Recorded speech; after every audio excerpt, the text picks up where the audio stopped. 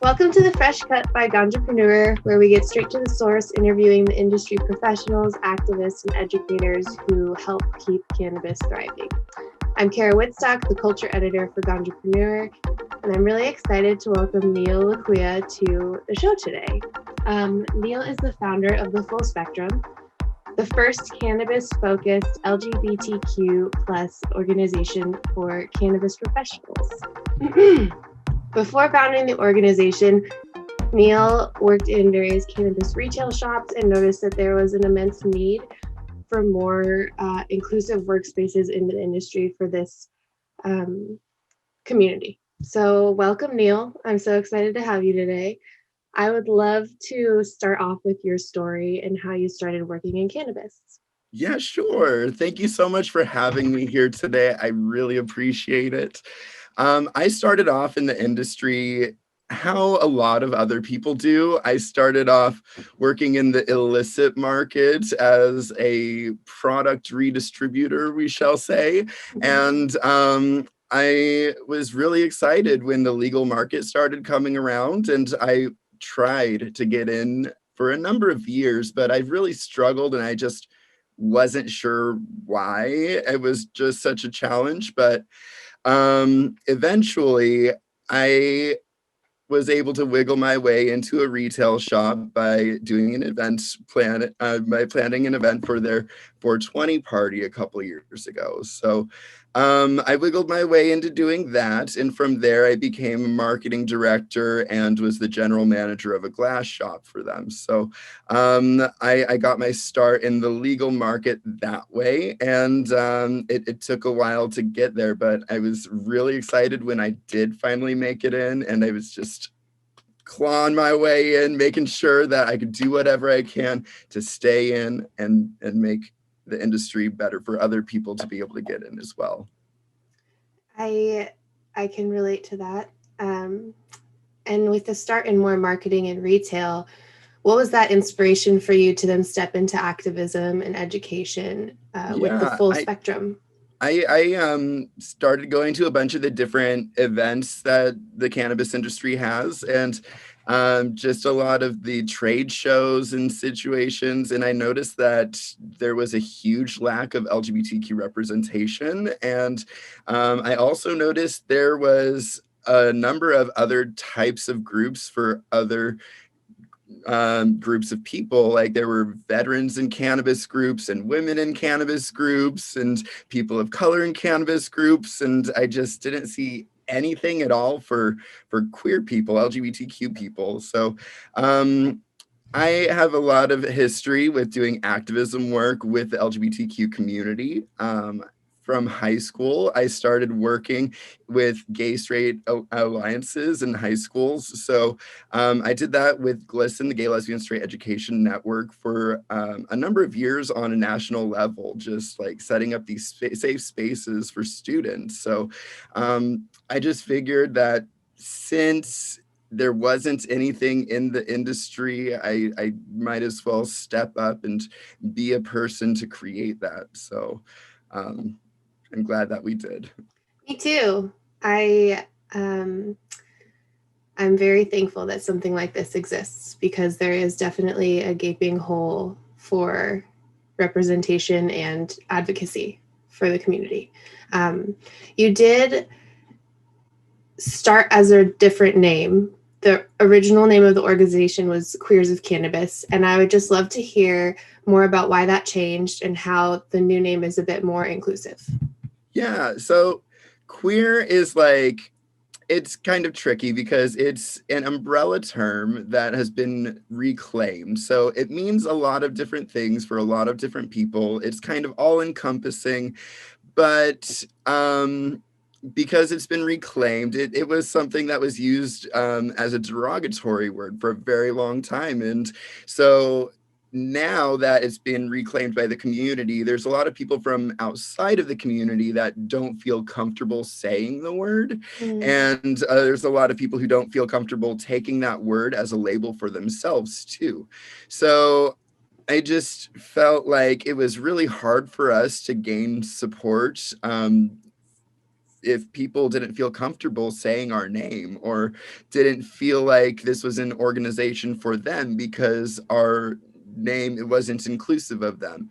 So we changed the name to the Full Spectrum because it is a play on words with full spectrum cannabis, but it's also with the rainbow spectrum, and it is all encompassing, it's all inclusive. And so we feel that the full spectrum is inclusive of our straight allies and other people who might not feel like queer is a word for them.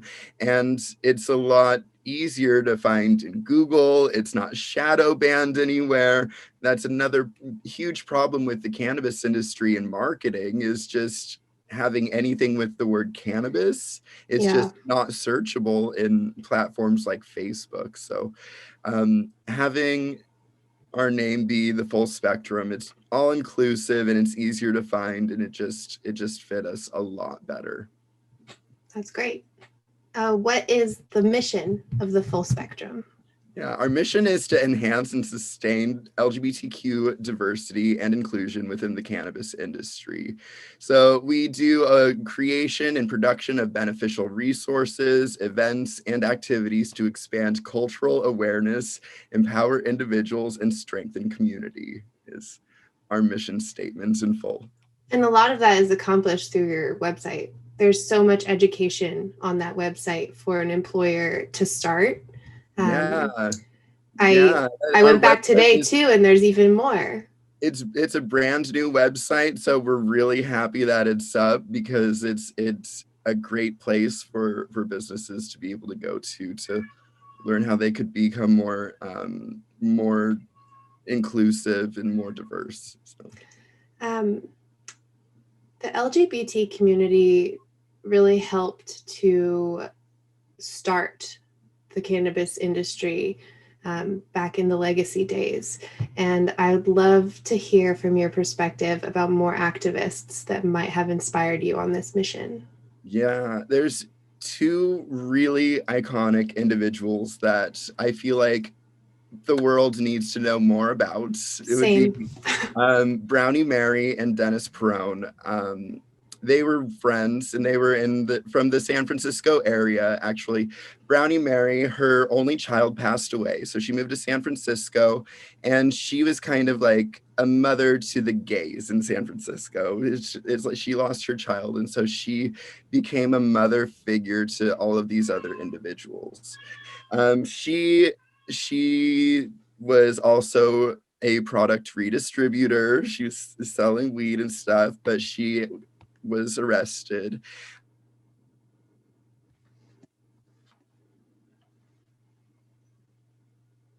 A couple times, but then when it hit, it just ravaged the gay community.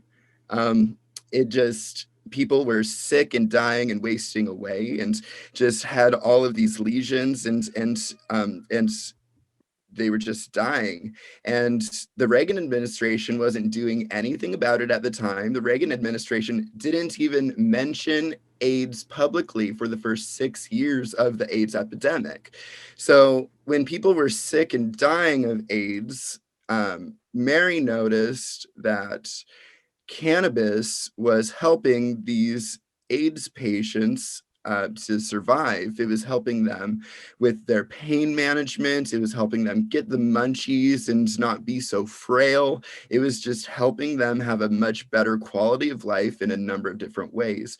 So she was making hundreds of brownies in her kitchen a day, and was arrested a couple more times, but eventually San Francisco named a day in her honor, Brownie Mary Day, which is in August, which is incredible.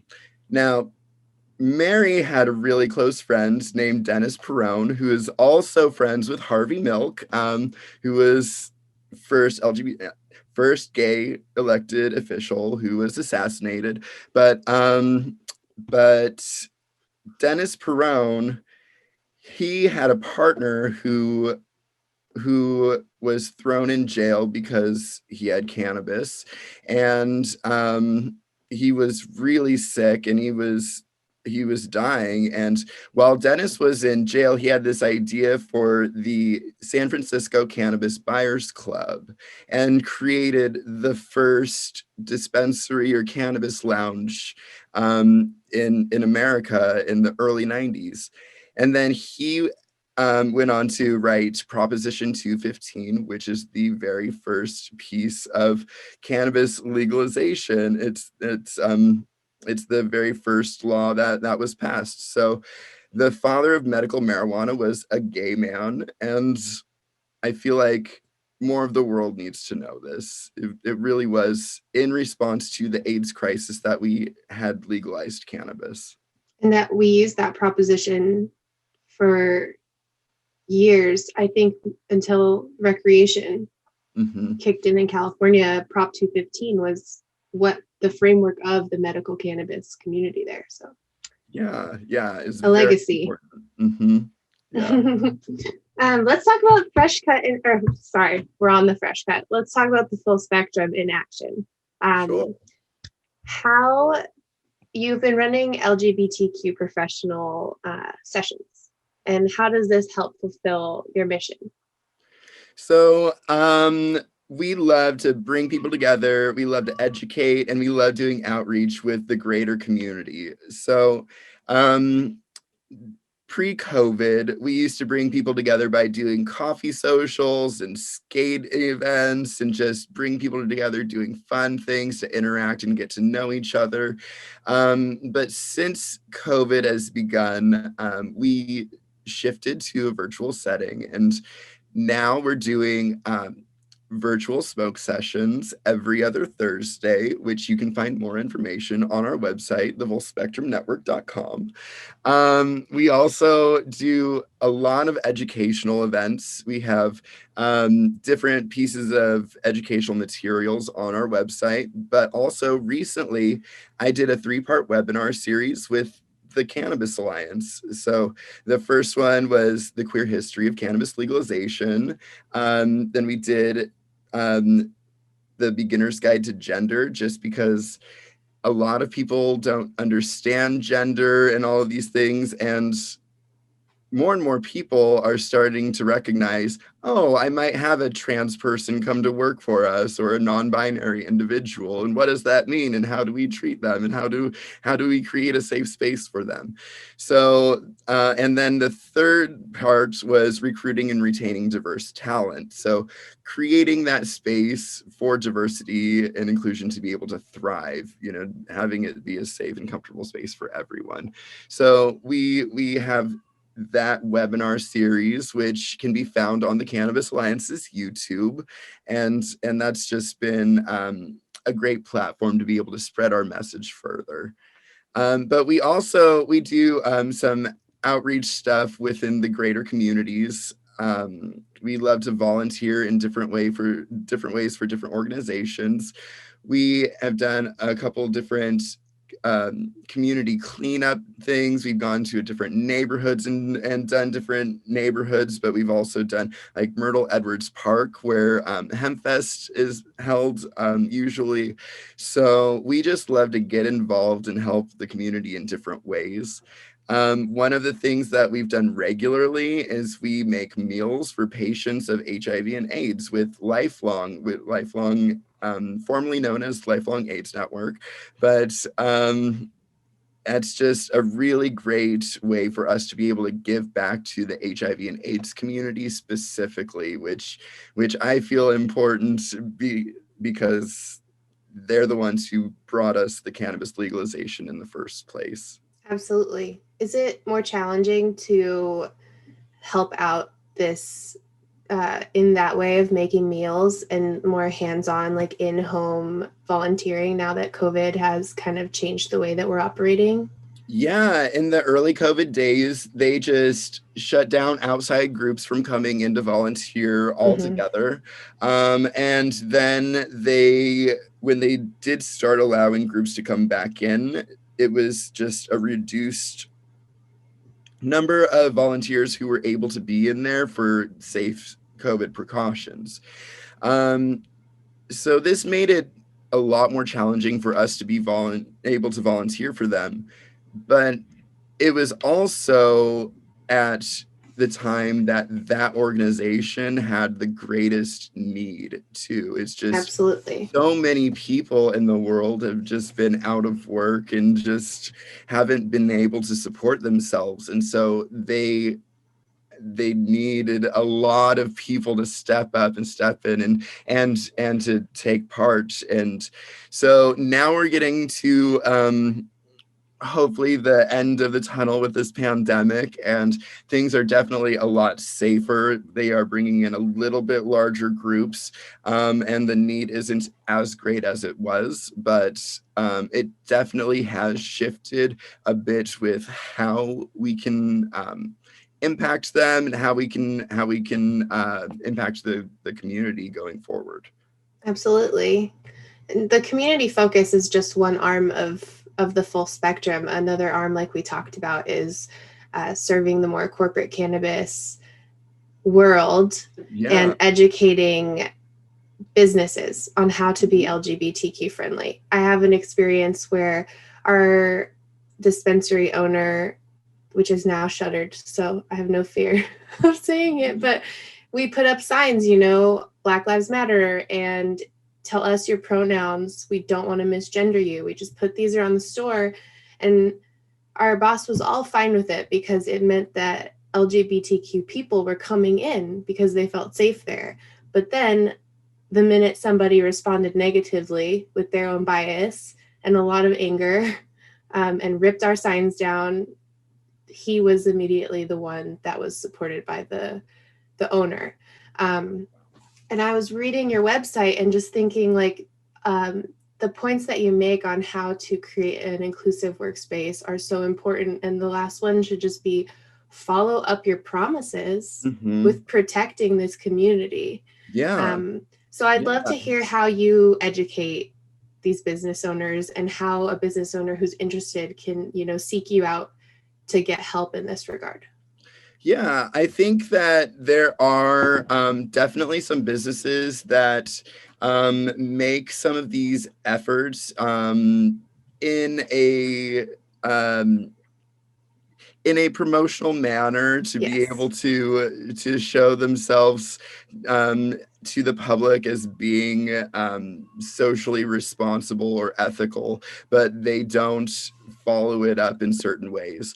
I also notice, like, a lot of times these businesses will make a lot of noise or support around Pride time and not the rest of the year. Or actually, I've noticed a lot of times I hear a lot of support after Pride happens. So it's kind of like it was an afterthought for some of these people.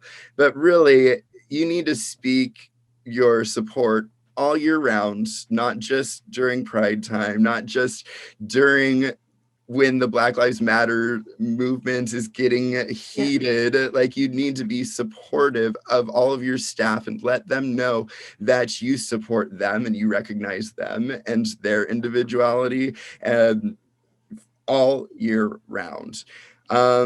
But there's a number of different things that you can do to be supportive that are really simple and really easy.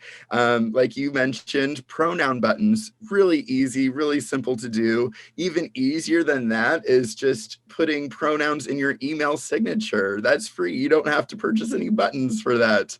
You can make your bathrooms gender neutral. Those little placards are maybe like $4 on Amazon. Like, you can make a restroom gender neutral just as your bathroom at home is gender neutral. Really easy. So there's just a number of things that businesses can do, and I hope that everyone is looking within themselves and seeing what they can do to be better and to be safer and to be more inclusive. Absolutely. The email signature thing is important. And I think cis people need to recognize that when you put your pronouns, it helps support people who maybe are non-binary or trans to put their own pronouns. If we all do it together, we're all one community in that regard. So I fully agree. I just had somebody ask me recently if being a cis person and using pronouns in their signature, they asked me if that was like co-opting something that we're doing, or if it, but it was just like, I feel that if you are a cis person who is putting your pronoun in your signature, then it's allowing other people to recognize, hey, like, you are a safe person to talk to. You are somebody who gets it. You are somebody who will treat me with respect. So I think it's a really great way for people to identify allies. So you don't have to be LGBTQ to put a pronoun in a signature. We all have pronouns. So yeah, it's great to have it be routine.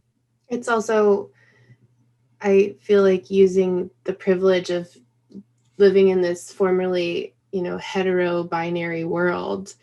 You're using your privilege as a hetero binary person to like open the door that everyone can put their pronouns. It's not. But anywho, it's, I'm glad you got that question, because I feel like some people are like really riding that balance of trying not to go overboard and like co-opt the space of other people who are like, I just got this space for myself.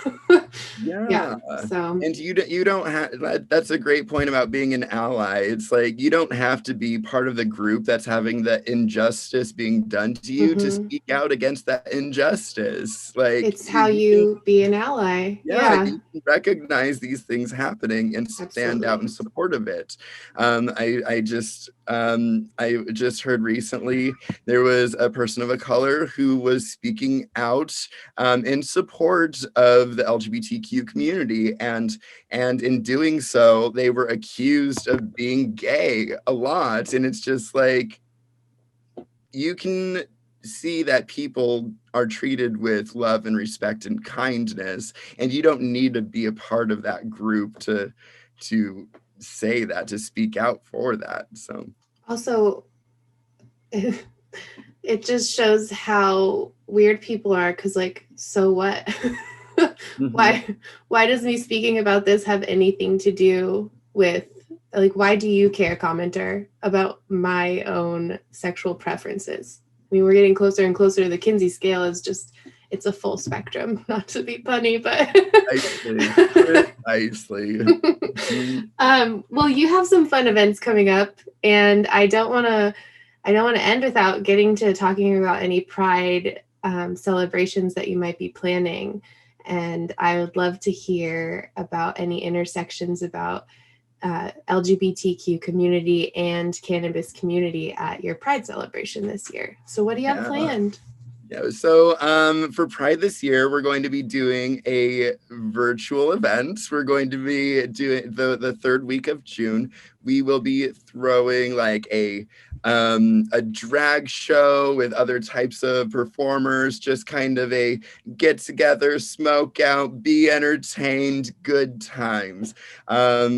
A lot of the numbers and themes are going to be cannabis related, and like we've been talking about, LGBTQ people and cannabis just goes hand in hand. So I'm just really stoked to be able to bring those two things together and to dazzle you all. And then also, I am going to be in a 2-hour documentary with Vice Media about the 40th anniversary of HIV and AIDS. So we're going to be actually doing a viewing party for that in June as well. Awesome. So that's coming out in June as well. Do you have any performers lined up that you want to plug? Like any, I'm guessing maybe Life with Lucci will be there. at the Our drag show? performers will be announced soon. Ooh la la. Okay, well, keep us Yes. posted at Ganjapreneur. We would love Yeah, to share. absolutely. You will be And this will be all virtual, so anyone from anywhere can join rather than just Seattle, where you're based. Yeah, that is actually one of the biggest perks and benefits to being able to do these events virtually is we can have people join us from other states, from other time zones, and to be able to support us or be included in our different meetings and events. So it's just been able to break a lot of these other barriers. Do you have any other outreach outside of Seattle, or are you mostly Washington based at the moment? We are mostly Washington based, but we do have some members from around the country. We have people in Texas and Pennsylvania, New Jersey, just like all over the place. But one of the things that we have been doing as an organization is we've been tracking down all of the LGBTQ owned cannabis businesses that we could find worldwide. And we've been able to find quite a number of them, like a surprising amount that's kind of blown my mind. And so we've found trans-owned cannabis business in Canada, and we found a gay-owned pipe shop in Amsterdam. And so we just, in the future, am really looking forward to bringing all of these different business owners and professionals and people together and seeing how we could all support each other moving forward. That's beautiful. And then eventually connecting, the ally businesses with the LGBTQ owned businesses. And then we're all going to be working together finally. Absolutely.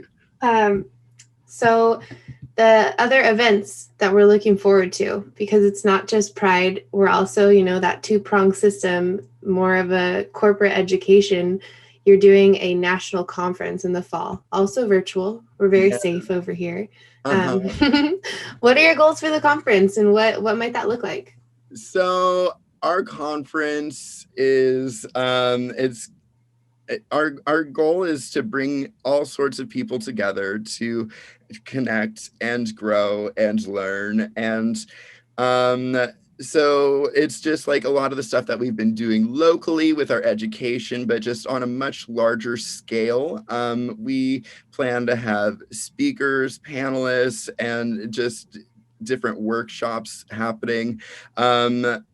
Stuff about the history, about AIDS, stuff about cooking with cannabis, just like all sorts of different stuff. But we really want to have a lot of good content for business owners and business managers, as well as the LGBTQ professionals. So it's like our allies that are in places of power who can make a difference. We would really love to bring you together with the people who it's affecting and just see how we can just grow and blossom in the future.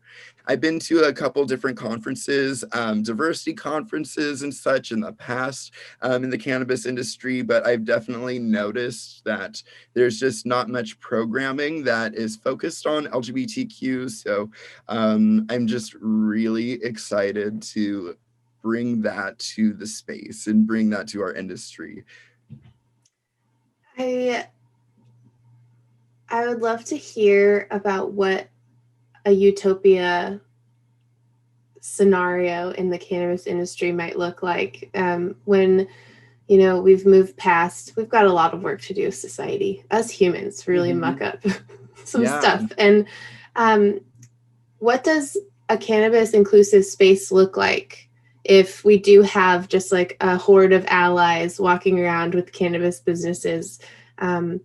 Specifically, how a corporate company can support LGBTQ people. For example, we've spoken before about HR and the importance of that for for that community. And I would love to hear more from you about that. Yeah, I feel like that is one of the biggest challenges that we are facing, and it's one of the biggest reasons why there aren't LGBTQ people, in my opinion, in the industry at this point, is just because every single business is a startup, because this is a new industry. Every single business is brand new, so there's a lot of farms and a lot of stores and stuff with only like 5 people working there. And if you have a farm with only 5 employees, then HR is not going to be one of those employees. And so I feel like there's just a lot of room for just people to be treated poorly, just in these scenarios. There's a statistic that I just find very interesting, and it comes from drugabuse.gov. This is from a national study that was done about addiction and drug use, but queer people are more than twice as likely to use cannabis than straight people. It's about 30% of queer people and about 13% of straight people use cannabis. So it's more than double the amount of straight people. So wow. I feel like a perfect utopian cannabis industry would be a little more reflective of the consumers of the product, Yep. I feel like the industry, based on this knowledge and understanding and passion, we should be everywhere. We should be just like fully saturated within this industry, but it's not quite there yet. I envision a space where everyone feels safe and comfortable to be able to come to work and to be themselves. Like that is basically the gist of what it is that we're working towards. Just a safe, comfortable for everyone to be themselves and to thrive. That sounds pretty nice. Yeah, we want people of all backgrounds to be in all kinds of positions. You can have diversity in your workspace without inclusion pretty easily. You just need to make sure, like, are my diverse people in places of power, or are they just like trimmers and security guards, or places where it seems like you're being diverse, but they're not decision makers in any way, shape, or form. So we just need to have diverse people at the top. We need them in all places within every structure. So not just as bud tenders, not just as security guards, we need diverse people everywhere. Yep. And that's another great role for allies who find themselves in those executive positions. You should mentor LGBTQ and minority workers and help them find those fast tracks to those higher positions. Because you're absolutely right. Decision makers should be just as diverse as the diversity that you're touting on your websites and whatever. That's the inclusion part. Yep. It's like, do you have a seat at the table, and or are you just in the room? Absolutely. You have members all over the nation. I'm curious if there's any plans to eventually branch out and have, like a Pennsylvania chapter, or is this going to stay something more insular for more of a longer time? Yeah, we've been actually developing a Portland chapter. Ooh, and yeah, we've been growing a bit here and there as we spread our wings and fly. We have just been doing a lot of internal development work, just really getting our volunteer orientation program dialed in, and just everything that a new nonprofit organization needs to be able to thrive and function in a really awesome manner. We've just been doing a lot of that hard detail work to make sure that we're going to be around and make a huge impact before we really scale up. But yeah, we definitely have plans to take this further and to grow outwards.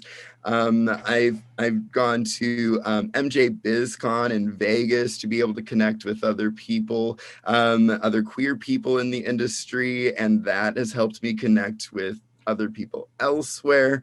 So yeah, there's a lot of us in Southern California as well that I would love for us to have a chapter down there and just be able to make the biggest impact we possibly can.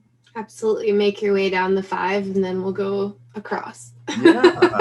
That was a freeway reference for my non-West Coasters. Yes.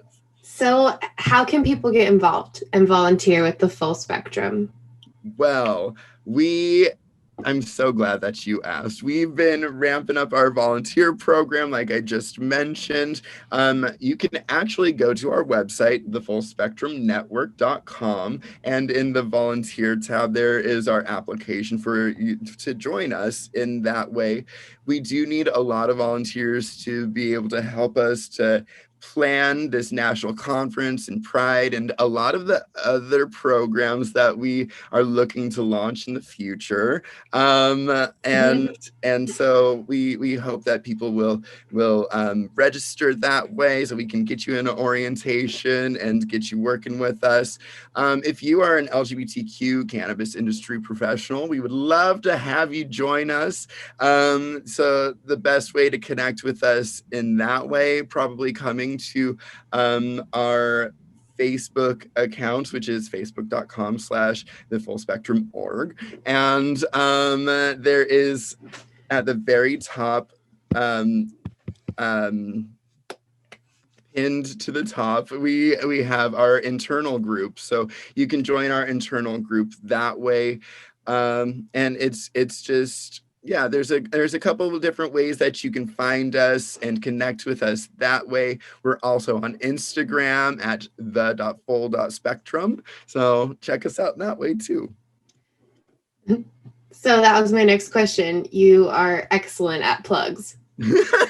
Anywhere else that we can find you, or the full spectrum? And I think the documentary with Cannabis Alliance is also available on YouTube, correct? Yeah. The webinar series is on YouTube at the Cannabis Alliance's YouTube channel. We're also on LinkedIn and Twitter as well. So we've run the gamut of the social medias. We're all over the place, just trying to find our people. So people can reach out in any of those capacities and reach someone that can help them figure out whether they're an ally or a member of the community, how they can help with the Full Spectrum's mission. Yeah, or connect in some other way. Somebody just reached out to me from another podcast that I did just a couple weeks ago. Somebody emailed me just saying, "Hey, I'm in Texas, and I heard that you have people in Texas. Who can I link up with?" And I was able to send them a bunch of different businesses in Austin that I knew of and in the surrounding areas. So perfect. It was just, I feel like these resources are needed, they're wanted, and we're just so excited to provide that for people, and can't wait to scale up even bigger and better than before. I'm excited to watch you grow and get involved. And maybe the most important question, is there any brand or product that you're currently loving that might fit into that inclusive space that we're hoping for? Okay, so it's a loaded question. Actually, I have a really great brand that is a CBD brand that can be found not just in Washington State, but all over the place. It's Cannabis Basics, and I feel like this is a really awesome brand to it's really great product. But Warner, the founder and owner of this business, she is also the founder of the Women of Weed organization. She is also in the LGBTQ plus spectrum. So it's really amazing having an individual that is so successful with her brand and who actually wrote the legislation to allow health and beauty cannabis products within Washington state. She wrote that legislation to allow the under 0.03% on the shelves. So you can find CBD products in Whole Foods and Walgreens and wherever. She wrote that. So I find, the Cannabis Basics brand is an amazing one that you can find not just in Washington state. Beautiful. That is awesome. I am always looking for new CBD brands to support that are trustworthy. Yeah, definitely. Their chapstick is just so good. Love it. In this climate, oh my gosh, springtime. Well, Neil, it's been so good talking to you and getting to learn more about the full spectrum, your mission, activists you've looked up to. We've covered a lot, and I really appreciate the time you've spent with me today. Thank you so much for having me. I really appreciate it. And for our listeners, fresh episodes will air on Ganjapreneur's YouTube account, and you can follow us on all socials at Ganjapreneur to hear more updates and see when fresh episodes will be out. I'm Cara Wietstock, culture editor at Ganjapreneur, and it's been so awesome to spend time with you all today. We'll talk to you soon.